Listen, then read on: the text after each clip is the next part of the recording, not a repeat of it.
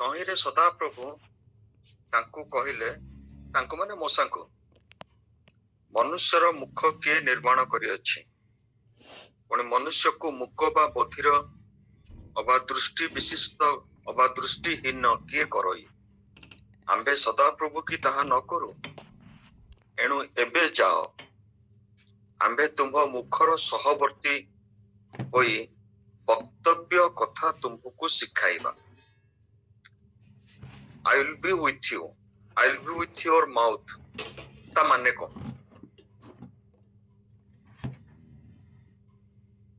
କଣ ଆପଣ ମାନେ ଭାବୁଛନ୍ତି ତା ମାନେ କଣ? I will be with you. ଏଟା କଣ ମୂଷାଙ୍କର ଯୋଉ ସମସ୍ୟାଟା ସମାଧାନ ହେଇଗଲା? ଈଶ୍ୱର ତାଙ୍କ ସାଙ୍ଗରେ ରହିଲେ ସମସ୍ୟାଟା କଣ ସମାଧାନ ହେଇଗଲା? କୁହନ୍ତୁ, ଯାହାର ଯାହା ମନକୁ ଆସୁଛି କୁହନ୍ତୁ। ନିଶ୍ଚୟ ଭାଇ, କେମିତି ମାନେ ତାକୁ ଗୋଟେ ଏକ୍ସପ୍ଲେନ କରନ୍ତୁ।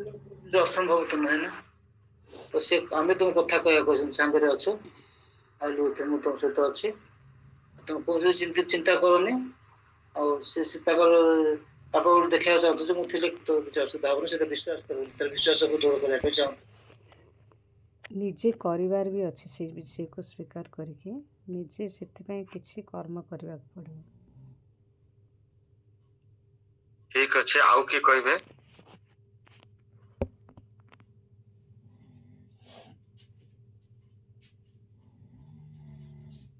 ଆମ୍ଭେ ତୁମ୍ଭ ମୁଖର ସହବର୍ତ୍ତୀ ହୋଇ ବକ୍ତବ୍ୟ କଥା ତୁମ୍ଭକୁ ଶିଖାଇବା। ଦିଟା ବିଷୟ, ଗୋଟେ ହଉଛି ସହବର୍ତ୍ତୀ ହବା, ଆଉ ଗୋଟେ ହଉଛି ଶିଖାଇବା। ମୁଁ ଆକୁ ଏଭଳି ଭାବରେ ଚିନ୍ତା କରେ ଯେ ମଣିଷ ହଉଛି ସୀମିତ, ଈଶ୍ୱର ହଉଛନ୍ତି ଅସୀମିତ। ଗୋଟେ ଲିମିଟେଡ ମନୁଷ୍ୟ ହଉଛି ଗୋଟେ ଲିମିଟେଡ, ଆଉ ସେ ଯୋଉ ଈଶ୍ୱର ସେ ହଉଛନ୍ତି ଅନଲିମିଟେଡ। ଗୋଟେ ଅନଲିମିଟେଡ ଈଶ୍ୱର ସେ ଗୋଟେ ଲିମିଟେଡ ଲୋକ ପାଖରେ ସବୁବେଳେ ରହିବେ। ଆପଣ ଭାବନ୍ତୁ ସେ ଲୋକର ପାୱାର ଟା କେତେ ବଢିଯିବ, ଏବଂ ସେ ପାୱାର ଟା ଏତେ ବଢିଯିବ ଯାହା ଫଳରେ କି ତାର ମୁଖରୁ ଯୋଉ କଥା ବାହାରିବ ସେଟା ଈଶ୍ୱରଙ୍କ କଥା ପରୀକ୍ଷା, ତାର ହାତରୁ ଯୋଉ ଶକ୍ତିର କାର୍ଯ୍ୟ ହବ ସେଟା ଈଶ୍ୱରଙ୍କର ଶକ୍ତିର କାର୍ଯ୍ୟ ପରୀକ୍ଷା। ଈଶ୍ୱରଙ୍କର ଗୋଟେ ପ୍ରତିଫଳନ ସେ ଲୋକ ଭିତରେ ସବୁବେଳେ ରହୁଥିବ।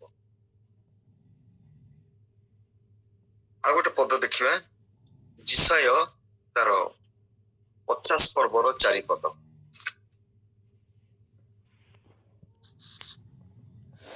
ମୁଁ ଯେପରି କ୍ଳାନ୍ତ ଲୋକକୁ ବାକ୍ୟ ଦ୍ୱାରା ସୁସ୍ଥିର କରିପାରିବି, ଏଥିପାଇଁ ପ୍ରଭୁ ସଦାପ୍ରଭୁ ମତେ ଶିକ୍ଷିତ ଲୋକମାନଙ୍କର ଜିହ୍ୱା ଦେଇଅଛନ୍ତି। ସେ ପ୍ରତି ପ୍ରଭାତ ଜାଗ୍ରତ କରାନ୍ତି, ଶିକ୍ଷିତ ଲୋକ ପରି ଶୁଣିବା ପାଇଁ ସେ ମୋହର କର୍ଣ୍ଣକୁ ଜାଗ୍ରତ କରନ୍ତି।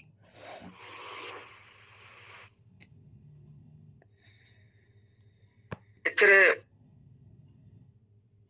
ଗୋଟେ ଭଲ ବିଷୟ ଯେ ମତେ ଶିକ୍ଷିତ କରାନ୍ତି, ଶିକ୍ଷିତ ଲୋକମାନଙ୍କର ଜିହ୍ୱା ଦେଇଛନ୍ତି। ଏଠି କହୁଛନ୍ତି ଆମ୍ଭେ ତୁମର ମୁଖର ସହବର୍ତ୍ତୀ ହବା। ଏପଟେ ଜିସାୟ ଭାବାଦୀ ସେ କହୁଛନ୍ତି ମତେ ଏଭଳି ଗୋଟେ ଜିହ୍ୱା ଦେଇଛନ୍ତି, ତାମାନେ ଗୋଟେ ଲିମିଟେଡ ମଣିଷକୁ ଅନଲିମିଟେଡ ଈଶ୍ୱରଙ୍କର ସାହାଯ୍ୟ ସେଟା ଦେଖନ୍ତୁ। ଯେତେବେଳେ ସେ ଯେପର୍ଯ୍ୟନ୍ତ ଜିସାୟ ଭାବାଦୀ ପ୍ରଭୁଙ୍କର ସହିତ ଚାଲି ନଥିଲେ, ପ୍ରଭୁଙ୍କର ଭବିଷ୍ୟତ ବକ୍ତା ହେଇନଥିଲେ, ସେ ପର୍ଯ୍ୟନ୍ତ ଏ କଥାଟା ସେ କହିନଥିଲେ। କିନ୍ତୁ ଯେତେବେଳେ ସେ ଭବିଷ୍ୟତ ବକ୍ତା, ସେ ଯାହା ଅନୁଭବ କରୁଛନ୍ତି ତାଙ୍କ ଜୀବନରେ ସେଟାକୁ ସେ ଏଠି ପ୍ରକାଶ କରୁଛନ୍ତି ଯେ ମତେ ଶିକ୍ଷିତ ଲୋକମାନଙ୍କର ଜିହ୍ୱା ଦେଇଅଛନ୍ତି। ମତେ ଏ ପଦଟା ପଢିଲେ ବଡ ଆଶ୍ଚର୍ଯ୍ୟ ଲାଗେ। ଏ ଯୋଉ ସ୍ପିରିଟ ଅଫ ଡିସର୍ନମେଣ୍ଟ ବା ଗୋଟେ ଚିହ୍ନିବାର ଶକ୍ତି ପ୍ରଭୁ ପ୍ରଥମେ ଦିଅନ୍ତି ତାଙ୍କ ଲୋକମାନଙ୍କୁ। ଏଇ ସିଲସିଲାରେ ଗୋଟେ କହିବାକୁ ଚାହୁଁଛି, ମୋ ରେଫରେନ୍ସ ଟା ପାଇପାରିବିନି। ଗୋଟେ ରାଜା ତାଙ୍କ ସ୍ତ୍ରୀକୁ ଛଦ୍ମ ବେଶରେ ପଠେଇଲେ ଗୋଟେ ଭବିଷ୍ୟତ ତାଙ୍କ ପାଖକୁ। ସେ ବହୁତ ପାୱାରଫୁଲ ଥିଲେ, କିନ୍ତୁ ଏଇ ଭବିଷ୍ୟତ ବକ୍ତା ଟିକେ ଅନ୍ଧ ହେଇ ଆସିଥିଲେ। ସମ୍ପୂର୍ଣ୍ଣ କି ଆଂଶିକ ମୁଁ ଜାଣିନି, କିନ୍ତୁ ଅନ୍ଧତିରୁ ଲେଖା ହେଇଛି। ରାଜାଙ୍କୁ ପାଖକୁ ଈଶ୍ୱରଙ୍କର କୌଣସି ଭବିଷ୍ୟତବାଣୀ ବା ବାକ୍ୟ ଆସୁନଥିଲା। ସେ ବଡ ବ୍ୟସ୍ତ ହେଇଗଲେ। ତାଙ୍କ ସ୍ତ୍ରୀଙ୍କୁ ଛଦ୍ମ ବେଶରେ ପଠେଇଲେ। ତେଣୁ ଯେତେବେଳେ ତାଙ୍କ ସ୍ତ୍ରୀ ସେ ଏରୁଣ୍ଡି ବନ୍ଧ ବା କବାଟ ଚୌକାଠ ଯେତେବେଳେ ସେ ପାଖରେ ପହଞ୍ଚିଛନ୍ତି, ପ୍ରଭୁଙ୍କ ଆତ୍ମା ସେ ଭାବାଦୀଙ୍କୁ କହୁଛନ୍ତି ସେ ହଉଛି ରାଜାର ସ୍ତ୍ରୀ। ସେ ସେଠୁ ଏରୁଣ୍ଡି ବନ୍ଧ ବା ଚୌକାଠ ପାଖରୁ ଥାଉ ଥାଉ ସେ ଭବିଷ୍ୟତ ବକ୍ତା ଆରମ୍ଭ କଲେ କହିବା ପାଇଁ, ତମେ ହଉଛ ସେହି, ତମେ ଆସିଛ ମୋ ପାଖକୁ। ଏବେ ଦେଖନ୍ତୁ, ଗୋଟେ ଲୋକ ଦେଖି ପାରୁନି, କିନ୍ତୁ ପ୍ରଭୁଙ୍କର ଯୋଉ ଶକ୍ତିର ପରିଚୟଟା କେତେ ପ୍ରବଳ। ପ୍ରଭୁ ତାକୁ ସେଇ ଆତ୍ମାରେ କଥା କହୁଛନ୍ତି, ସେ ସେଟାକୁ ପିକଅପ୍ କରୁଛି ଆଉ କହିକିରି କହୁଛି, ତମେ ହଉଛ ସେହି, ଆସିଛ ମୋ ପାଖକୁ, ତମକୁ ଅମୁକ ଲୋକ ପଠେଇଛି। ଏଇଟା ହଉଛି ପ୍ରଭୁଙ୍କ ଲୋକମାନଙ୍କର ଗୋଟେ ସ୍ପେଶାଲିଟି। ଆପଣ ମାନେ ଶୁଣିଥିବେ ନା ନାଇଁ ମୁଁ ଜାଣିନି। ମୁଁ ଯେତେବେଳେ ୟଙ୍ଗ ସମୟରେ ଥିଲି, ଡକ୍ଟର ସୁଶୀଲ ବସ୍ତିଆ ବହୁତ ପାୱାରଫୁଲ ଲୋକ। ସେ ତାଙ୍କର ଅକୁପେସନ ଥିଲା ହି ୱାଜ ଏ ଡକ୍ଟର, କିନ୍ତୁ ସେ ମିଶନାରୀ ମାନେ ତାଙ୍କ ମାଧ୍ୟମରେ ତାଙ୍କୁ ପ୍ରଭୁ ବହୁତ ଶକ୍ତି ଦେଇଥିଲେ। ଆତ୍ମାଙ୍କ ଶକ୍ତି ତାଙ୍କୁ ବହୁତ ମିଳିଥିଲା। ମୁଁ ତାଙ୍କର ପ୍ରଚାରକୁ ବି ଶୁଣିଛି ନିଜେ ସେ କହିବାର। ମୋ ସେ ଲୋକ ୟଙ୍ଗ ଥିଲେ। ସେ ଡଗଲାସ ହୋମ ବୋଲିକା ଗୋଟେ ଏଇ ଅନାଥ ମାନଙ୍କ ପାଇଁ କରିଥିଲେ। ଆଉ ସେ ତାଙ୍କର ଗୋଟେ ଅନୁଭୂତିରୁ କହୁଥିଲେ, କୋଉଠି ଗୋଟେ ଦେଶକୁ ଯିବାର ଥିଲା କି କଣ ଥିଲା, ଆଇଦର ପାସପୋର୍ଟରେ ନହେଲେ ଭିସାରେ, ମୋର ଅଳ୍ପ ଅଳ୍ପ ମନେ ପଡୁଛି, ଆଉ ତାଙ୍କର ହଉନଥିଲା। ହଠାତ୍ ପ୍ରଭୁଙ୍କର ଆତ୍ମା ସେଇ ଯୋଉ ତାଙ୍କର ବଡ ଅଫିସର କଣ ଗୋଟେ ସମସ୍ୟା ଥିଲା, ଆଉ ପ୍ରଭୁଙ୍କ ଦ୍ୱାରା ସେ ଚାଳିତ ହୋଇକିରି ସେ ବଡ ଅଫିସର କହିଲେ, ତମର ଏଇ ସମସ୍ୟା ଅଛି, ତମେ ସେଥିପାଇଁକା ବହୁତ ବ୍ୟସ୍ତ ଅଛ। ସେ ଆଶ୍ଚର୍ଯ୍ୟ ହେଇଗଲେ, ଆପଣ କେମିତି ଜାଣିଲେ? ନା ମୁଁ ସେ ଜୀବନ୍ତ ଈଶ୍ୱରଙ୍କୁ ପ୍ରେମ କରେ, ଯାହାଙ୍କ କାମ ପାଇଁ ବର୍ତ୍ତମାନ ମୁଁ ଯାଉଛି। ବହୁତ ସାନ ଥିଲି, ମୁଁ ଶୁଣିଛି, ଆଉ ତାଙ୍କ କାମ ସବୁ ହେଇଗଲା। ଖାଲି ସେତିକି ନୁହେଁ, ସେ ବଡ ଅଫିସର ତାଙ୍କୁ ତାଙ୍କ କାରରେ ଆଣିଲେ ତାଙ୍କ ଘରକୁ ପ୍ରାର୍ଥନା କରିବା ପାଇଁ। ତାଙ୍କ ଯାହା ଯାହା ସମସ୍ୟା ଥିଲା ଏ ପ୍ରାର୍ଥନା କର। ଆତ୍ମାଙ୍କର ଶକ୍ତିଟା ଖାଲି ଆପଣ ଚିନ୍ତା କର। ଈଶ୍ୱର ମୋଶଙ୍କୁ କହୁଛନ୍ତି ଯେ ମୁଁ ତୋର ସହବର୍ତ୍ତୀ ହେବି, ତୋ ମୁଖର ସହବର୍ତ୍ତୀ ହେବି। ଏଇ ଯୋଉ ଦିଟା ସେଣ୍ଟେନ୍ସ, ତା ସାଙ୍ଗରେ ପୃଥିବୀର କୌଣସି ସମ୍ପଦ, କୌଣସି ଧନ ରତ୍ନ ପଇସା ଯାହା କିଛି ଆପଣ ଦୌଲିବେ, ଏ ପାସଙ୍ଗରେ ପଡିବନି। ଗୋଟେ ଅନଲିମିଟେଡ ଗଡ ଗୋଟେ ମନୁଷ୍ୟକୁ ସପୋର୍ଟ କରୁଛନ୍ତି। ଏକାଠି 10ଟା 12ଟା 20ଟା ମନୁଷ୍ୟକୁ ନାହିଁ, ଗୋଟିଏ ମନୁଷ୍ୟ କହୁଛନ୍ତି। କି ଆସ୍ୟୁରାନ୍ସ, କି ପ୍ରତିଶ୍ରୁତି। I will be with you, I will be with your mouth। ଏ ହଉଛି ପ୍ରଭୁଙ୍କ ସାଙ୍ଗରେ ଚାଲିବାର ପ୍ରଭୁଙ୍କ ସହିତ ସମୟ କଟେଇବାର ବିଶେଷତ୍ୱ। ଯୀଶୁ କହିଲେ ନା ମାର୍ଥାକୁ, ମାର୍ଥା ମାର୍ଥା ତୁମେ ବହୁତ ବେଶରେ ବ୍ୟସ୍ତ, ମରିୟମ ଉତ୍ତମ ଭାଗ ଗ୍ରହଣ କରିଅଛି, ଆଉ ତାହା ତାହାଠାରୁ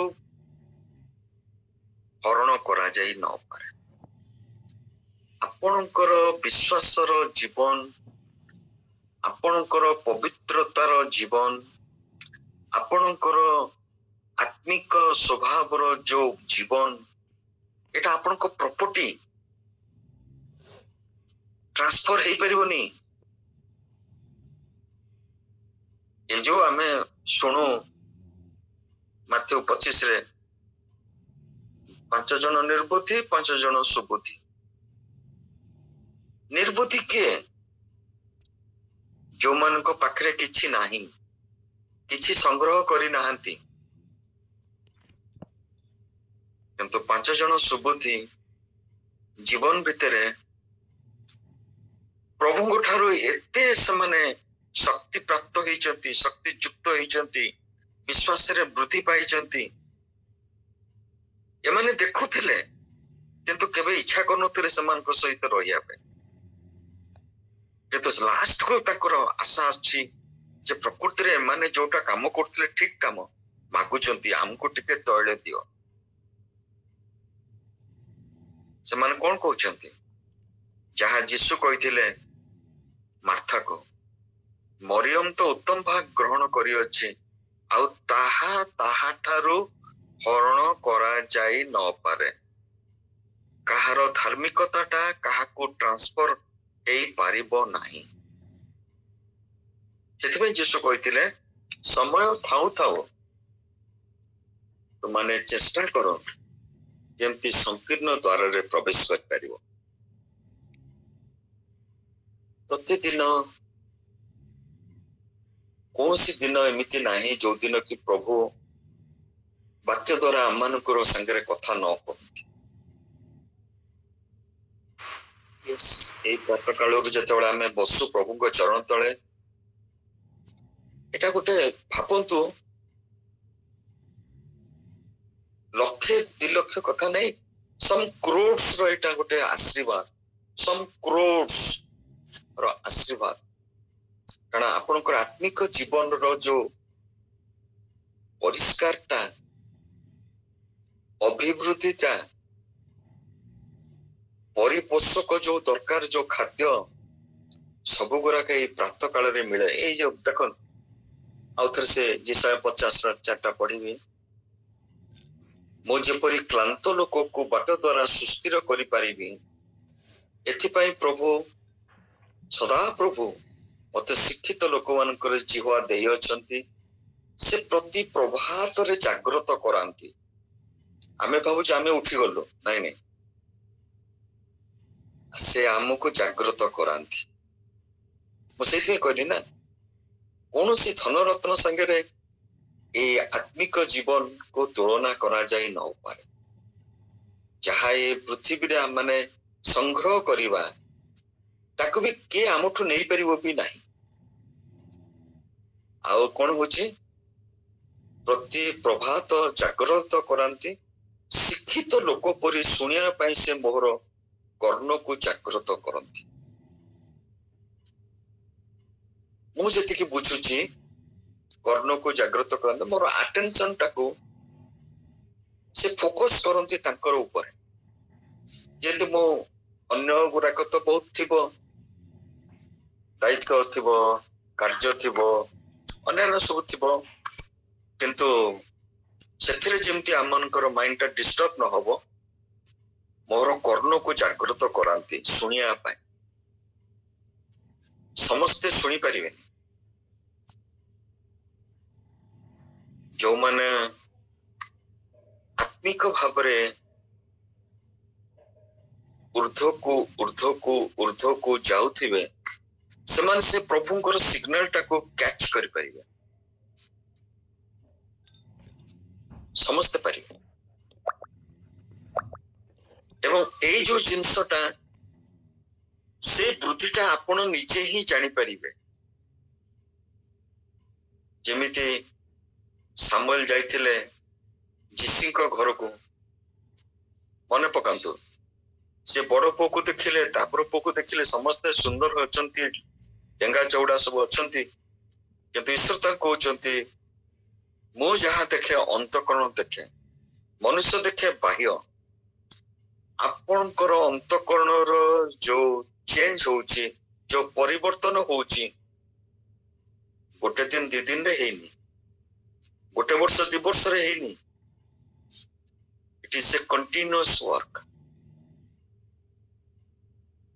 ଏବଂ ଯୋଉ ଲିମିଟଲେସ୍ ଈଶ୍ୱର ଆଜି ଆମମାନଙ୍କ ସାଙ୍ଗରେ ଅଛନ୍ତି, ଯିଏକି ପ୍ରତିଜ୍ଞା ଦେଇଛନ୍ତି ମୁଁ କଦାଚ ତୁମମାନଙ୍କୁ ପରିତ୍ୟାଗ କରିବିନି, କଦାପି ତୁମମାନଙ୍କୁ ଛାଡିବିନି, ଅନାଥ କରିବିନି।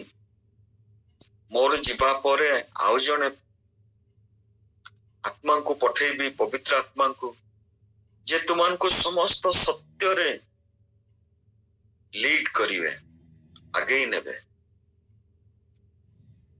ଯାହା କିଛି ଆମ ଜୀବନର ଉନ୍ନତି ସବୁ କିଛି ସେଇ ପବିତ୍ର ଆତ୍ମାଙ୍କ ଶକ୍ତି ଦ୍ୱାରା ହଉଛି। ଆମ ଜୀବନର ଯୋଉ କିଛି ଆଚିଭମେଣ୍ଟ ହଉଛି, ସଫଳତା ଆସୁଛି, ସେଟା ଆମର ନିଜର ଯୋଗୁଁ ନୁହେଁ। ସେ ଯୋଉ ସାହାଯ୍ୟକାରୀ ପବିତ୍ର ଆତ୍ମା, ସେ ଆମମାନଙ୍କ ପାଇଁକା ସେ କାର୍ଯ୍ୟ ସବୁ କରୁଛନ୍ତି। ସମସ୍ତ ପ୍ରକାର ଆଶୀର୍ବାଦ, ସମସ୍ତ ପ୍ରକାର ମଙ୍ଗଳ ଦାନ ଗୋଟେ ପଟେ, ଆଉ ଗୋଟେ ପଟେ ହଉଛି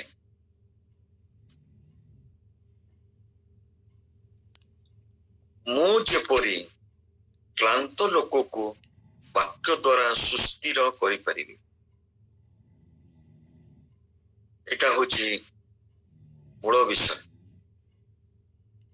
ଆମକୁ ପ୍ରଭୁ ଏ ସମସ୍ତ ଆତ୍ମିକ ଦାନରେ ପରିପୂର୍ଣ୍ଣ କରୁଛନ୍ତି, ଆମ ନିଜ ପାଇଁ ନୁହେଁ, ଅନ୍ୟମାନଙ୍କୁ ସୁସ୍ଥିର କରିବା ପାଇଁ, ପୁଣି ବାକ୍ୟ ଦ୍ୱାରା। ଆପଣ ନିଜେ ଭାବନ୍ତୁ, ପାଉଲ କହୁଛନ୍ତି ମୁଁ ଯାହା କହିବି ମଣ୍ଡଳୀ ଭିତରେ 5 ଗୋଟି ଶବ୍ଦ କହେ କି 10 ଗୋଟି ଶବ୍ଦ କହେ, ବୁଦ୍ଧିର ସହିତ କହିବି, କାରଣ ସେ ବାକ୍ୟ ପ୍ରଭୁଙ୍କର ଶକ୍ତିରେ ଶକ୍ତିଯୁକ୍ତ ହେଇ କାର୍ଯ୍ୟ କରିବ। ଏବଂ ସେ କାର୍ଯ୍ୟଟା କଣ? କେତେ ଆତ୍ମା ମାନେ ଅଛନ୍ତି ଯୋଉମାନେ କି ସେମାନେ ଏପର୍ଯ୍ୟନ୍ତ ସୁସ୍ଥିର ହେଇନାହାନ୍ତି, ହୁଏତ ସେ ପ୍ରଭୁଙ୍କର ସେ ବାକ୍ୟରେ ସୁସ୍ଥିର ହେବେ। ମୁଁ ଜାଣିନି କେତେ ସମୟ ମତେ କହିବାକୁ ପଡିବ, ତେବେ ଆଉ ଗୋଟେ ଖାଲି କହିଦେଇକି ମୁଁ ଶେଷ କରୁଛି। ଭାଇ କହିପାରିବେ, ସମୟ ଅଛି। କୁହନ୍ତୁ ଭାଇ, କଣ? ଆଚ୍ଛା, ଠିକ। ଜଣେ ପ୍ରଭୁଙ୍କର ଦାସ, ପାଷ୍ଟର, ସେମିତି ନୁହନ୍ତି ଯେ ଖୁବ ବଡ ପାଷ୍ଟର ବା ବହୁତ ତାଙ୍କ ପାଖରେ ଆତ୍ମିକ ଶକ୍ତି ପରିପୂର୍ଣ୍ଣ ଥିଲା, ସେମିତି ବି ନୁହେଁ। ସେ ସବୁବେଳେ ଚାହୁଁଥିଲେ ପ୍ରଭୁଙ୍କର ଶକ୍ତିକୁ ଅନ୍ୟମାନଙ୍କୁ ବାଣ୍ଟିବା ପାଇଁ। ଆଉ ଥରେ ମୁଁ କହୁଛି, ପ୍ରଭୁଙ୍କର ଶକ୍ତିକୁ ଅନ୍ୟମାନଙ୍କୁ ବାଣ୍ଟିବା ପାଇଁ। ଗୋଟେ ସ୍ତ୍ରୀ ଲୋକ, ତାଙ୍କ ଚର୍ଚ୍ଚର ମହିଳା, ତାଙ୍କର ଏଇ ଛାତିରେ ଗୋଟେ ଆବୁ ପରିକା ଉଠିଲା। ସେ ଆସିକିରି ପ୍ରାର୍ଥନା ପାଇଁକା, ଯେତେବେଳେ ଗିର୍ଜା ସରିଲା ପରେ ସବୁ ଚର୍ଚ୍ଚରେ ପ୍ରାୟ ହୁଏ ପ୍ରାର୍ଥନା, ସେ ସେମିତି ଆସିଲେ, ଆଉ ପାଷ୍ଟର ପ୍ରାର୍ଥନା କଲେ। ସେ ପ୍ରାର୍ଥନାଟା ଥିଲା, ମୁଁ କହୁଛି ସେ ଚାଲିଗଲାଣି। ଅର୍ଥାତ୍ ସେ ଯୋଉ ପଥ ପରି ଫୁଲଟା ଥିଲା, ମୁଁ ଆପଣଙ୍କୁ କହୁଛି ସେ ଚାଲିଗଲାଣି। ସେ ହାତ ମାରିଲେ, ସେମିତି ଅଛି, ସେ ପଳେଇଗଲେ, ଆସିଲେନି। ନେକ୍ସଟ ସଣ୍ଡେରେ ଚିନ୍ତା କରନ୍ତୁ 7 ଦିନ ହେଇଗଲାଣି। ନେକ୍ସଟ ସଣ୍ଡେରେ ସେ ବାଳକ ପୁଲପିଟରୁ ଦେଖୁଛନ୍ତି ସେ ସ୍ତ୍ରୀ ଲୋକ ସେ ଏଣ୍ଟର କରୁଛି ଚର୍ଚ୍ଚ ଭିତରକୁ। ସେ ଜାଣିଲେ ବୋଧେ ସେ ସୁସ୍ଥ ହେଇଯାଇଛି। ଆଉ ସେ ପୁଲପିଟରୁ ଡାକିକି କହିଲେ, ଭଉଣୀ ତାଙ୍କ ନାଁ ଜାଣିଥିବେ ହୁଏତ, ସେ ତାଙ୍କୁ ଡାକିକି କହିଲେ ଆସ ଏଠୁ। ଆସିଲା ପରେ ସେ କହିଲେ ଯେ ସୁସ୍ଥ ହେଇଗଲା ନା ନାଇଁ ହେଇନି। ଇଏ ଭାବିଲେ ସେ ସୁସ୍ଥ ହେଇଥିବ, ସାକ୍ଷ୍ୟ ଦବ, ନାଇଁ ହେଇନି। ମୁଁ ପରା କହୁଛି, କହିସାରିଲେଣି ସେ ଚାଲିଯିବ ବୋଲି। ଦେଖ, ଆଉ କ୍ରମଶଃ ଭାବରେ ସେ ବାଳକଙ୍କର ସ୍ୱର ଆହୁରି ଆହୁରି ଗମ୍ଭୀର, ଆହୁରି ଆହୁରି ଦୃଢ ହବାକୁ ଲାଗିଲା। ମୁଁ କହିସାରିଛି ସେ ଚାଲିଯିବ। ଏ ଯେତେ ଥର ଦେଖୁଛନ୍ତି ସେମିତି ଆବୁ ଅଛି। ଏମିତି କେତେ ଥର କହିସାରିଲା ପରେ ଏଣ୍ଟାର ଯୋଉ ଚର୍ଚ୍ଚର ଯେତିକି ଲୋକ ବସିଥିଲେ କେବଳ ଅଧୈର୍ଯ୍ୟ ହେଇଗଲେଣି। ଏ କି ପ୍ରକାର ବାଳକ, କି ପ୍ରକାର କଥା କହି ଚାଲିଛନ୍ତି। ସେ ସ୍ତ୍ରୀ ଲୋକ କହୁଛି ମୋର ଯାଇନି, ଏ କହୁଛନ୍ତି ମୋ ପରା କହିଲି ଚାଲି ଯାଇଛି। ତାପରେ ଖୁବ ବଡ ପାଟିରେ ଚିଲେଇକି କହିଲେ, ମୁଁ କହିସାରିଛି ସେ ଚାଲି ଯାଇଛି। ସେ ସ୍ତ୍ରୀ ଲୋକ ଆଉ ସେ ହାତ ମାରିଲାନି। ଯଦି ଆପଣ କହୁଛନ୍ତି ସେ ଯାଇଥିବ ଆଉ କଣ ବୋଲି କେମିତି ଖାଲି କହିଲା, ଭେରି କ୍ୟାଜୁଆଲି। ଯଦି ଆପଣ କହୁଛନ୍ତି ଯାଇଥିବ ଆଉ କଣ। ତାପରେ ହଠାତ୍ କିନା ସେ ହାତ ମାରିଲା, ତା ଦେଖିଲେ ନାହିଁ।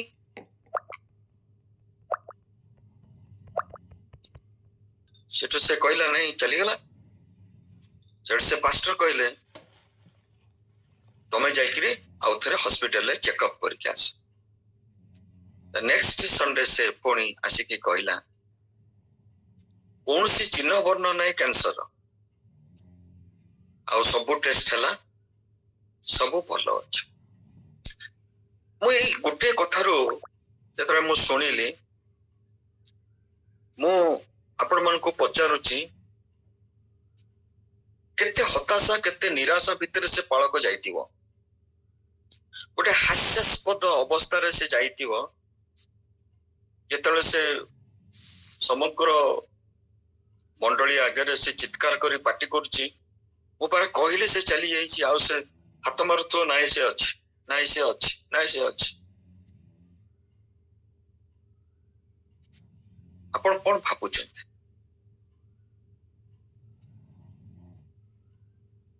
କୌଣସି ବିଷୟ କଣ ଏତେ ଶୀଘ୍ର ଆପଣଙ୍କର କଥା ସରୁ ସରୁ କାମ ହେଇଯିବ? ଧୈର୍ଯ୍ୟ ହରାନ୍ତୁ ନାହିଁ। ଆତ୍ମିକ ଯୁଦ୍ଧରେ ଯଦି ବଳବାନ ହବାକୁ ଚାହାନ୍ତି, ଡୋଣ୍ଟ ଲୁଜ ୟୋର ପେସେନ୍ସ, ଧୈର୍ଯ୍ୟ ହରା ହୁଅନ୍ତୁ। ସେ ପଦଟା ଜଷ୍ଟ ଚିନ୍ତା କରନ୍ତୁ। ଶିଷ୍ୟମାନେ ଆସିକିରି ଯୀଶୁଙ୍କୁ କହୁଛନ୍ତି, ପ୍ରଭୁ ଆମମାନଙ୍କର ବିଶ୍ୱାସ ବଢେଇ ଦିଅନ୍ତୁ, ପ୍ରଭୁ ଆମମାନଙ୍କର ବିଶ୍ୱାସ ବଢେଇ ଦିଅନ୍ତୁ। ତେଣୁ ଯେତେବେଳେ ଯୀଶୁଙ୍କୁ କହୁଛନ୍ତି, ଯୀଶୁ ଯେତେବେଳେ ଜଗତରେ ଥିଲେ ସେ ଗୋଟେ ମେଥଡ ଦେଇଥାନ୍ତେ ଯେ ଏମିତି କଲେ ତମର ବିଶ୍ୱାସ ଟା ବଢିବ। କୌଣସି ଗୋଟେ କହିଥାନ୍ତେ ପ୍ରାର୍ଥନା କର, ଉପବାସ ପ୍ରାର୍ଥନା କର, ଏମିତି ସେମିତି କର। କିଛି କହିଲେନି। ତାର ଉତ୍ତର ସେ ଦଉଛନ୍ତି, ଆପଣ ମାନେ ପଢିବେ, ମୋ କାছে ରେଫରେନ୍ସ କରା ବାହାର କରିପାରୁ। ଯାଇ ପର୍ବତକୁ କୁହ, tail, go and tell the mountain, ତୁ ଏଠୁ ପଳେଇ ଯା, ଆଉ ସେ ପଳେଇଛି। ପ୍ରଶ୍ନ ଗୋଟେ ପଟେ, ଉତ୍ତର ଆଉ ଗୋଟେ ପଟେ। ଆମର ବିଶ୍ୱାସ ବଢାନ୍ତୁ ଯେ ପର୍ବତକୁ କୁହ, ପର୍ବତ ପଳେଇବ। ମୁଁ ତ ଜୀବନରେ ଏପର୍ଯ୍ୟନ୍ତ କୌଣସି ପର୍ବତ ଯିବାଟା ଶୁଣିନି। ତା ମାନେ କଣ? ଯୀଶୁ କଣଟା କହିଲେ? ଆଉ ଗୋଟେ ଉଦାହରଣ ଆପଣ ମାନଙ୍କୁ ଦଉଛି, ସେଇଥିରେ ଉତ୍ତର ଅଛି। ଭାଇ ସେ ରେଫରେନ୍ସଟା ମାର୍କ 11 ପର୍ବ 23 ପଦରେ ଅଛି। ମାନେ ମୋ କାছে ସମୟ ହବ ସେରାକ ବାହାର। Thank you. ଆଉ ଗୋଟେ ଆପଣ ମାନଙ୍କୁ ଉଦାହରଣ ଦଉଛି, गोटे पास्टर थिले से मध्य से विश्वास रे और वृद्धि लाभ करिया पेंका सब बेले चेष्टा करथिले। मैं सब कहबार उद्देश्य होछि डरंतु नहीं, हटी जातु नहीं, भय पातु नहीं। मोटे कहीदेली किसी हैला नहीं, लोक मैंने भाविबे मते कौन सेमती मोटे भावंतु नहीं, विश्वास रे बढ़ी परिबेनी। आपन को प्रैक्टिकल टिप्स दोछि। आ गोटे पास्टर कथा कहछि, बहुत करज कर देथिले, धार उधार बहुत कर देथिले, बुड़ीकी थिले, भारी ताकर मनरे कष्ट सबले थाए, घर को ठीक रे चढ़ई पारंतिनी। एई जो मार्करे जोटा लेखा है मधुस्मिता भौणी कहले जाई पर्वत को कुह, पहाड़ को कुह। से कौन कले गोटे कागज रे से तांकर जेतिकी धार उधार हेतिला सब गोटी गोटी करी लिखि पकेला। ताकू से टेबल रे सेलो टेप देखि चिपकई देले। जो टेबल पाखे से बसिके बाइबल पढ़ती, प्रार्थना करती, जा सेठी चिपकई देले। सेइथिरे गोटे गोटे जो धार धर मु आनीची अमको लोक पाखरु एते 1000 टंका, मु आनीची बैंक रु एते टंका, जहा सब थिवो सेटा को से भाबंती जे एटा होची गोटे पहाड़, आउ तू पळेई जा। ए कथाटी सेठी सीमित रहिलानी। केते लोक तां घर को आसंती, से घर थिबे भी से सेमती प्रार्थना करती, तुंड बाइद सहस कोश। ये कथाटा कानकु कान कानकु कान कानकु कान हेगिरी सबडे बापी गला जे से जो पास्टर ऋण करचंती से कागज रे एमती गोटे लेखिकिरी आ सेटा को सेलो टेप रे चिपके किरी से प्रार्थना प्रतिदिन करचंती आ पळेई जा बोलिका कहउचंती। शेष को बहुत लोक जानिले, तांको ना बर्तन दिया हला पागल लोक। हसिले सब लोक, पागल बोली कहले। ये प्रार्थना छाड़ीबार ना गंध नाही, प्रतिदिन प्रार्थना करिवे, जेतेबेल को तांकर मन पड़ियो प्रार्थना करिवे। टाइम रो किछि हिसाब नाही, लोक खाली आसिरे देखिया पई ये पागल पास्टर किए। एटा सत्य घटना, एटा किछि दिन हेई पारे, किछि मास हेई पारे, किछि कोन हे मो जानि से टाइम रो हम आ गोटे पास्टर प्रचार करथले सेटु सुनि कि कहूछ। एते दान आउ सहानुभूति उपहार जहाँ भी आपण कहंतु सो छुटिला। को लोक मानकर मन रे प्रभु कार्य कले, से माने सब के चेक देला, के कैश देला, के अमको देला तमको। आउ तांकर जो जेतटा लिस्ट थिला गोटे भी आ बाकी रहिला। जोटा क्लियर हे जाय सेटा को से काटी दियंता आ प्रार्थना करंती। एमती करी करी करी करी करी करी सब तक क्लियर हे गला। আজি मते आपण कहंतु ए आत्मिक जीवन रे जदि आपनकर विश्वास नथिबो, धैर्य नथिबो, पेशेंस नथिबो, ऊपर को बढ़ी पारिबे ना। केबे हेले बढ़ी पारिबे ना। लाज शरम छाड़ंतु, प्रभु को ऊपर जतेबेले आपण निर्भर करचंती, लाज शरम छाड़ंतु। आपण देखिए कोन से फलाफल। मो निज जीवन रो साक्ष्य एत थर देजा आज आ कहूनी। ए जो घर पाइछ आपण देखंतु, थरे परीक्षा करंतु। आंबे तुम्भर मुखर सहवर्ती हबा, जो वार्ता प्रभु मूसा को कहिथिले से आज नूतन नियम रे आम प्रत्येक जन को कहिछन। यदि प्रभु बा लिमिटलेस गॉड लिमिटेड मैन रो जदि सहवर्ती हुए ता जीवन रा भय काहे की। केते थर प्रार्थना करे सेतबे काहे चिंता करचंती। ଆପଣଙ୍କୁ କଣ ଟ୍ରେन ଧରିବାର ଅଛି ନା ବସ୍ ଧରିବାର ଅଛି ନା ଫ୍ଲାଇଟ୍ ଧରିବାର ଅଛି, କରନ୍ତୁ, କରି ଚାଲନ୍ତୁ ଯେପର୍ଯ୍ୟନ୍ତ ସୁଫଳ ନ ପାଇଛନ୍ତି। କଣ୍ଟିନ୍ୟୁ ଟୁ ପ୍ରେ, କିଛି ଅସୁବିଧା ନାହିଁ। କିଏ କଣ କହିଲା, କିଏ ସମାଲୋଚନା କଲା, କଣ ଆପଣଙ୍କୁ ଦରକାର? ଆପଣ ଈଶ୍ୱରଙ୍କ ପାଖରେ ମନେ ରଖନ୍ତୁ, କୌଣସି ସାମର୍ଥ୍ୟର ସୀମା ନାହିଁ। ଅସୀମିତ ଈଶ୍ୱର, ତାଙ୍କର ଆଗରେ ଯେ ଛିଡା ହୁଏ ଗାବ୍ରିଏଲ, ସେ କହୁଛି ଈଶ୍ୱରଙ୍କ ପାଖରେ କଣ ଅସମ୍ଭବ, କଣ ଅସମ୍ଭବ? ଯେ ଈଶ୍ୱରଙ୍କ ଆଗରେ ଛିଡା ହୁଏ, ସେ ଈଶ୍ୱରଙ୍କର ଗୋଟେ ବିଶେଷତ୍ୱକୁ ସେ ପ୍ରକାଶ କରୁଛି। There is nothing impossible for him. ସେଇ ଯୋଉ ଈଶ୍ୱରଙ୍କୁ ଆପଣ ସେବା କରୁଛନ୍ତି, ତାଙ୍କର ମୂଲ୍ୟଟା ଖାଲି ବୁଝନ୍ତୁ। ଯେତେବେଳେ ଆପଣ ଠିକରେ ବୁଝିପାରିବେ, ଏଇ ଜଗତର କିଛି ଆପଣଙ୍କୁ ହଲେଇ ପାରିବନି, ସବୁ କିଛି ସମ୍ଭବ। ଆଚ୍ଛା, ଆଉ ଗୋଟେ କଥା କହୁଛି, ତାପରେ ମୁଁ ଶେଷ କରିବି। ଯେତେବେଳେ ଯୀଶୁ ଜଗତରେ ଥିଲେ, ଲୋକମାନେ ଡେଲିଭରାନ୍ସ ପାଉଥିଲେ, ମାନେ ଯାହାକୁ ଭୂତ ଗ୍ରସ୍ତ ଲୋକ ସେ ରକ୍ଷା ପାଉଥିଲା, ସୁରକ୍ଷା ପାଉଥିଲା, ତାଠୁ ଭୂତ ଛାଡିକି ପଳଉଥିଲା। କିଏ ଅସୁସ୍ଥ ଥିଲା, ସେ ସୁସ୍ଥତା ଲାଭ କରୁଥିଲା। କେବେ ହେଲେ ଯୀଶୁ କହିଛନ୍ତି, ଦେଖ ମୋର ଶକ୍ତି ଯୋଗୁଁ ମୁଁ ତୁମମାନଙ୍କୁ ସୁସ୍ଥତା ଦଉଛି? ସେ ୱାର୍ଡ ଯୀଶୁଙ୍କ ପାଖରୁ କେବେ ହେଲେ ବାହାରିବ? କୋଉ ୱାର୍ଡ ବାହାରିଛି? ତମର ବିଶ୍ୱାସ ତୁମକୁ ସୁସ୍ଥତା ଦେଲା। ଆମର ବିଶ୍ୱାସ ପ୍ରଭୁଙ୍କର ମହିମା ନିମନ୍ତେ ବ୍ୟବହାର ହୁଏ, ମନେ ରଖନ୍ତୁ। ଆମର ବିଶ୍ୱାସର ମୂଲ୍ୟ ଅଛି। Our faith is used for the glory of God.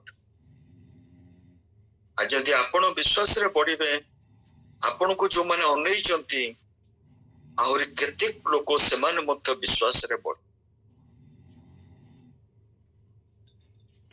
ସେ ପ୍ରତି ପ୍ରଭାତରେ ଜାଗ୍ରତ କରାନ୍ତି। ଯେଶାୟା 50:4 ଆଉଥରେ ପଢୁଛି, ମୁଁ ଯେପରି କ୍ଳାନ୍ତ ଲୋକକୁ ବାକ୍ୟ ଦ୍ୱାରା ସୁସ୍ଥିର କରିପାରିବି। ମୁଁ ଜାଣିନି ଏଇଟା କଣ କହିବି ବୋଲି ମୁଁ ଜାଣିନଥିଲି, ହଠାତ୍ ପ୍ରଭୁ ମତେ ଯୋଗେଇଲେ ପଦ, ମୁଁ ଆଜି ଆପଣ ମାନଙ୍କୁ ଦଉଛି। ଯେମିତି କ୍ଳାନ୍ତ ଲୋକକୁ ସୁସ୍ଥିର କରିପାରିବି, ଏଥିପାଇଁ ପ୍ରଭୁ ସଦାପ୍ରଭୁ ମତେ ଶିକ୍ଷିତ ଲୋକମାନଙ୍କର ଜିହ୍ୱା ଦେଇ ଅଛନ୍ତି। ଯେତେବେଳେ ପବିତ୍ର ଆତ୍ମା ଆମମାନଙ୍କ ମଧ୍ୟ ଦେଇ କଥା କହନ୍ତି, ସେ ଆମକୁ ନ୍ୟୁଟ୍ରାଲ କରିଦିଅନ୍ତି। ସେ ତାଙ୍କ କଥା ଆମର ମୁହଁ ଦେଇକିରି ବାହାରେ, ଆଉ ସେ ବାକ୍ୟ ଏତେ ଶକ୍ତିଯୁକ୍ତ ହୁଏ,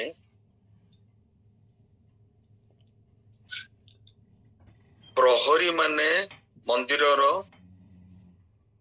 ସେମାନଙ୍କୁ ପଠା ହେଇଛି ଯାଇକି ଆରେଷ୍ଟ କରିକି ଆଣ ଯୀଶୁ। ସେ ଆରେଷ୍ଟ କଣ କରିବେ? ସେ ଛିଡା ହେଇକି ଶୁଣୁଛନ୍ତି। ପରେ ତାଙ୍କର ନିଦ ଭାଙ୍ଗିଛି, ଆରେ ଆମକୁ ତ ପଠା ହେଇଥିଲା ଏରକମ, ଆମେ ଛିଡା ହେଇଛୁ। ପୁଣି ଫେରିଲେ, ଆରେ ତମକୁ କୁହାହେଇଥିଲା ତାକୁ ଆରେଷ୍ଟ କରି ଆଣ। ନା, ସେ ଯେ ପ୍ରକାର କଥା କହନ୍ତି କୌଣସି ମଣିଷ କେବେ କହନ୍ତି କି ସାକ୍ଷ୍ୟ। ଆଜି ପ୍ରଭୁ ଚାହାନ୍ତି ଆମମାନେ କ୍ଳାନ୍ତ ଲୋକକୁ ସୁସ୍ଥିର କରିପାରିବା। ଆମେ ନୁହଁ, ପବିତ୍ର ଆତ୍ମା ଆମ ମଧ୍ୟ ଦେଇ ଯେତେବେଳେ when we surrender before, ସେତେବେଳେ ଆମର ମୁଖର ସହବର୍ତ୍ତୀ ହୁଅନ୍ତି, ଯେମିତି ମୋସାଙ୍କୁ ସେ କହିଥିଲେ। ଆଜି ଆମେ ସେଇଟା ମାଗିବା, ପ୍ରଭୁ ଆମ ପ୍ରତି ଜଣଙ୍କ ମୁଖର ତୁମେ ସହବର୍ତ୍ତୀ ହୁଅ, ଯେମିତି ଯୋଉ ବାକ୍ୟ ତୁମେ ମୋର ମୁଖ ମଧ୍ୟ ଦେଇ ବାହାରିବ, କେତେ କ୍ଳାନ୍ତ ଲୋକ ଅଛନ୍ତି। ଗୋଟେ ଓଡିଆ ଗୀତ ଅଛି ନା, ବେଦନା ଭାରେ କ୍ଳାନ୍ତ, ସେମାନେ ଯେମିତି ସୁସ୍ଥିରତା ହେଇପାରିବେ, ସୁସ୍ଥିର ହେଇପାରିବେ, ସେମାନଙ୍କ ମନରେ ସେ ବିଶ୍ୱାସ ଆହୁରି ବୃଦ୍ଧି ଲାଭ କରିପାରେ। ଯାହା କିଛି ପବିତ୍ର ଆତ୍ମା, ମୁଁ ଭାବିନଥିଲି ଏଇଟା କହିବି ବୋଲିକା, ଯାହା କିଛି ପବିତ୍ର ଆତ୍ମା ଦେଲେ ଆପଣ ମାନଙ୍କ ପାଖରେ ବାଣ୍ଟିଲି। ନିଶ୍ଚିତ ଭାବରେ ପ୍ରଭୁ ଗୌରବାନ୍ୱିତ ହୁଅନ୍ତୁ, ମହିମାନ୍ୱିତ ହୁଅନ୍ତୁ। ଧନ୍ୟବାଦ। Praise the Lord. ଭାଇ ପ୍ଲିଜ ଯାତ୍ରା କେତେ କରେ ଫାଷ୍ଟ ଏଟା? ଯାତ୍ରା ବହୁତ ଭଲ। ଯାତ୍ରା 4:11 କେତେ କେତେ? 4:11 ହଁ ହଁ ଆଉ 12 ହଁ ସେଟା ତ ଠିକ ଅଛି। ଆମେ ଏବେ ଯାଅ, ଆମେ ତୁମ ମୁଖର ସହବର୍ତ୍ତୀ ହୋଇ, ତା ସାଙ୍ଗେ ଦେଖନ୍ତୁ କେତେ ଜିସାୟା 50:4 କେତେ ତା ସାଙ୍ଗେ ଫିଟିଂ। ରହିଲେ। ଓକେ, ଥ୍ୟାଙ୍କ ୟୁ ଭାଇ, ବହୁତ ବହୁତ ଧନ୍ୟବାଦ ହୃଦୟରୁ।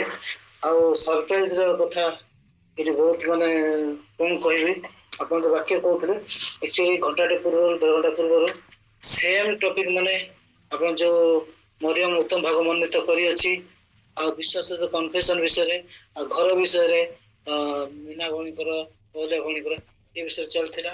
ଆଉ ଆପଣ ଯୋଉ ଡିକ୍ଲାରେସନ କହିଲେ, ଆଉ ସେ କାନ୍ଥରେ ଲଗେଇବାଟା, ଆଉ ଷ୍ଟିଲ୍ ମୁଁ ସେଟା କରିଛୁ, ଆଉ ସେଇଟା ମୁଁ ସାକ୍ଷ୍ୟ ଦେଇଥିଲି ଯେ ମୁଁ ଦେଖନ୍ତୁ ସେ ଯୋଉ ଲୋକଟି ମୋ ଚିଟ୍ କଲା, ମୁଁ ତା ପାଇଁ ବୋଲି ମୋ ଜାଗା ବିକି ଦେଇଥିଲି। କିନ୍ତୁ ଆଜି ସକାଳେ ଗୋଟେ ପ୍ରିଣ୍ଟ ଆଉଟ୍, ଗୋଟେ ଘରର ଡିଜାଇନିଂଟା ମୁଁ ଇଏ କଲି ଭଲ, ତା ପ୍ରିଣ୍ଟ ଆଉଟ୍ କରିକି ମୁଁ ଆସିକିରି ମିସେସକୁ ଦେଲି, ରୁନକୁ ଦେଲି, ରଖ ଏଇଟା ଆମେ ମିଶିକି ପ୍ରାର୍ଥନା କରିବା, ଆଉ ପ୍ରଭୁ ଜାଗା ବି ନାହିଁ ତ ଜାଗା ବି ଦେବେ, ଏ ପ୍ରକାର ଘର ସେମ୍ ଆମେ କରୁଛୁ। ଆଉ ଧନ୍ୟବାଦ। ଆଉ ଏଇଟା ଆଜି ଆମେ ଡିସ୍କସନ କରୁଥିଲୁ, ଆଉ ସେମ୍ ଆପଣ କହିଲେ ବହୁତ ସରପ୍ରାଇଜ। ଆଉ ପ୍ରଭୁ ଆମର ଯେ କଥା କହୁଛନ୍ତି ପ୍ରକୃତରେ ସିଏ ଆମଙ୍କର ଆଜି ଡିସ୍କସନର ଗୋଟେ ପାର୍ଟ। ଆପଣ ବି ସେମ୍ କଥା କହିଲେ, ଆଉ ନିଶ୍ଚିତ ବହୁତ ସରପ୍ରାଇଜ, ଆଉ ବହୁତ ଉତ୍ଫୁଲ୍ଲିତ, ଖୁସି ମଧ୍ୟ। ଅନେକ ଅସୁବିଧା ଭିତରେ, ସମସ୍ୟା ଭିତରେ ଯେତେବେଳେ ଆପଣ କହୁଥିଲେ ସେ ସମସ୍ୟା ଭିତରେ ସେ ଯୋଉ ଲେଖିକିରି କାନ୍ଥରେ ମାରିକି ପ୍ରାର୍ଥନା କରୁଥିଲେ, ଆଉ କିଏ କଣ ଭାବିଲା ନ ଭାବିଲା ସେ କଥା ଆମେ ନ ଦେଖିକି ଯେତେବେଳେ ଆମେ ଡିକ୍ଲେୟାର କରୁ, ଆଉ ସେଇଟା ଅଲରେଡି ମୋ ଜୀବନରେ ଘଟି ଚାଲିଛି ମଧ୍ୟ। ଆଉ ମୁଁ କେତେବେଳେ ଆପଣଙ୍କୁ ପର୍ସନାଲି କହିବି, ଯାହା ବି ହଉ ନା କାହିଁକି ବହୁତ ଧନ୍ୟବାଦ। ଆଉ ମୁଁ ରିଏଲି ସରପ୍ରାଇଜ ହେଲି, ଆମମାନେ କିଛି ସମୟ ପୂର୍ବରୁ ବହୁତ ସେ ବିଷୟରେ ଆଲୋଚନା କଲୁ, ଆଉ ବାକ୍ୟ ମଧ୍ୟ ତାହା ହିଁ ଥିଲା, ତାଙ୍କ ନିକଟରେ ବସିବା, ତାଙ୍କ ପାଦ ତଳେ ବସିବା, ଉତ୍ତମ ଭାଗ ମନୋନୀତ କରିବା, ଯିଏକି ଆମକୁ ପାଳନ କରି ନେଇପାରିବ ନାହିଁ। ଆଉ ଏ ମାଧ୍ୟମ ଦେଇ ଆପଣ ବହୁତ ସୁନ୍ଦର ଭାବରେ ଆହୁରି ମୁଁ ନିଜକୁ କନଫିଡେଣ୍ଟ ହେଇଗଲି। ଧନ୍ୟବାଦ। ଆଉ ଯୋଉ ଭାଇ ଭଉଣୀ ମାନେ ଆମେ ସହଭାଗିତା ଥିଲୁ ସମସ୍ତେ ନିଶ୍ଚିତ ଭାବେ ତା ଦ୍ୱାରା ଉପକୃତ ହେଇଛନ୍ତି ବୋଲି ମୁଁ ବିଶ୍ୱାସ କରେ। ପ୍ରଭୁଙ୍କ ନାମ ଧନ୍ୟବାଦ ଦେ। ଆଉ ଆପଣ ଉପଯୁକ୍ତ ସମୟରେ ଆସିକି ସେଥିରେ ଆଉ ଥରେ ଟିକେ ରାଇଟ୍ ସିନ୍ ମାରିଦେଲେ, ଥ୍ୟାଙ୍କ ୟୁ ଭାଇ। Praise the Lord. Praise ଆଗାମୀ the Lord. ସମୟରେ ମଧୁସ୍ର କରୁଛି, ଆଉ ସେ ଚଳେଇ ନେବେ। Praise the Lord.